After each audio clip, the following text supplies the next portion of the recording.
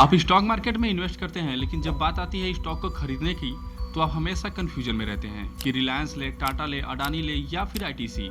और इसी कंफ्यूजन के बीच अगर आपने गलत स्टॉक ले लिया तो आपका सारा पैसा डूब जाता है। लेकिन आज मैं आपको 10 ऐसे इंपॉर्टेंट चेकलिस्ट पॉइंट के बारे में बताऊंगा जो आपको हर बार सही स्टॉक सेलेक्ट करने में मदद करेंगी। फिर चाहे आप बिगिनर हो या फिर इंटरमीडिएट इन्वेस्टर, ये हर जगह काम आएगी।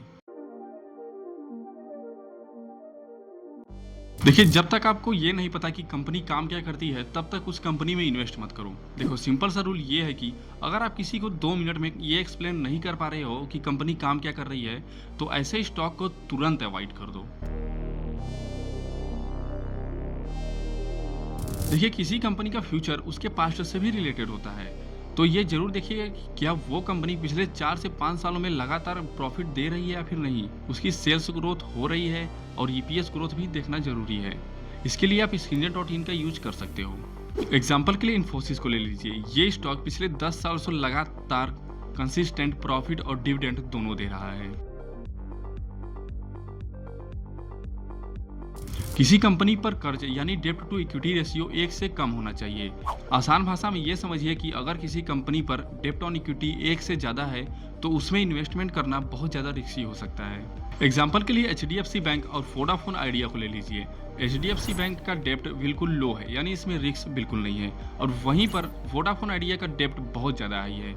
इसमें इन्वेस्टमेंट करना आपको भारी पड़ सकता है। अगर किसी कंपनी का आरओई और आरओसीई 15% से ज्यादा है तो वो कंपनी अपना पैसा एफिशिएंटली यूज कर रही है। अगर किसी कंपनी के प्रमोटर्स को खुद अपनी कंपनी के बिजनेस पर ही भरोसा नहीं है तो आप उसमें इन्वेस्ट ही क्यों करोगे।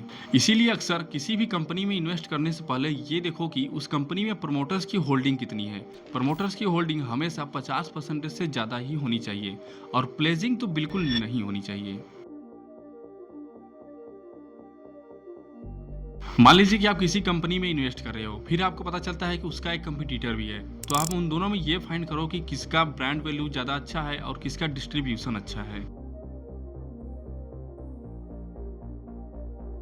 अगर कोई कंपनी आपको डिविडेंड दे रही है, इसका मतलब उस कंपनी के पास कैश अवेलेबल है। पर देखिए, हर स्टॉक से आप डिविडेंड एक्सपेक्ट नहीं कर सकते, परंतु जो कंपनीज स्टेबल हैं उनसे आप एक्सपेक्ट कर सकते हो। किसी भी कंपनी का सिर्फ स्टॉक प्राइस देखकर ये डिक्लेयर नहीं किया जा सकता कि ये स्टॉक महंगा है या फिर सस्ता। देखिए, इसे डिक्लेयर करने के लिए आपको देखना पड़ेगा पी रेशियो। जिस भी स्टॉक का पी रेशियो लो होता है वो स्टॉक सस्ता होता है, और जिस भी स्टॉक का पी हाई होता है वो स्टॉक महंगा होता है। लेकिन सबसे इंपॉर्टेंट बात ये कि जब आप किसी 2 स्टॉक का पी रेशियो आपस में कंपेयर करेंगे तो ये बात ध्यान रखिएगा कि ये दोनों स्टॉक सेम सेक्टर के ही होने चाहिए। अगर आपको इन सब रेशियोज और स्क्रीनर.इन को यूज करने में कंफ्यूजन हो रही है तो आप इससे पहले मैंने एक वीडियो बनाया था, वो आप देख सकते हो। एग्जैक्ट इस वीडियो के पहले वाला वीडियो था, लेकिन इस वीडियो के खत्म होने के बाद। जिस भी स्टॉक में आप इन्वेस्ट करना चाहते हैं, आप ये देखिए कि उस स्टॉक का सेक्टर फ्यूचर में ग्रो होगा या फिर नहीं, और ये भी देखिए कि क्या उसको गवर्नमेंट सपोर्ट कर रही है या फिर नहीं। अगर गवर्नमेंट सपोर्ट कर रही है तो आप एक सही स्टॉक सेलेक्ट किए हैं। जिस भी कंपनी का मैनेजमेंट क्लीन और ट्रांसपेरेंट होता है और पब्लिक से कुछ भी छुपाया नहीं जाता, वही कंपनी लॉन्ग टर्म में सर्वाइव और ग्रो करती है। ये 10 के 10 इंपॉर्टेंट चेक लिस्ट एक स्ट्रॉन्ग फिल्टर है। इसे आप हर स्टॉक के अगेंस्ट कंपेयर करिए। अगर 7 से 8 भी मैच हो गए तो आप एक सेफ इन्वेस्टमेंट कर रहे हो। तो अगर आपको ये चेकलिस्ट यूज़फुल लगा हो तो वीडियो को लाइक करना मत भूलिएगा, और सब्सक्राइब भी कर लीजिए ऐसे ही और इन्फॉर्मेटिव और एजुकेशन से भरी वीडियोज़ के लिए।